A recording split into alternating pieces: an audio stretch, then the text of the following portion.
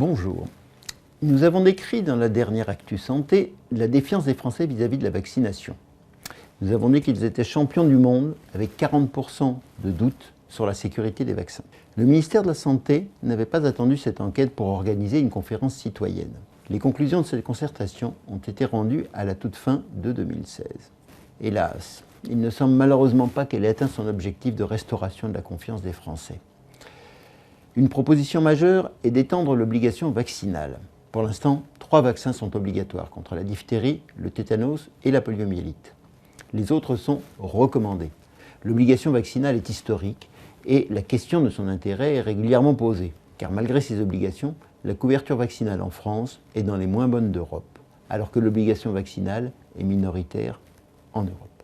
Alors faut-il supprimer l'obligation ou au contraire la renforcer? Eh bien, la concertation réussit l'exercice subtil et complexe de répondre oui aux 2 questions contradictoires. Et oui, elle propose de rendre obligatoire la vaccination contre les 11 maladies citées, au lieu des 3 actuelles. Soit. Mais pas définitivement.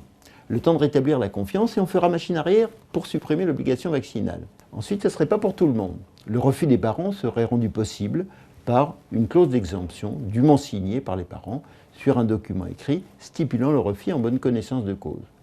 Mais là aussi, pas forcément. S'il y a trop de refus, la clause d'exemption sautera. Enfin, on voit l'intention, mais on voit aussi qu'en est en France. Il y a beaucoup d'autres propositions plus claires et plus pertinentes que je ne vais pas vous énumérer. Vous pourrez les retrouver sur le site dédié à la concertation, dont vous voyez l'adresse sur l'écran.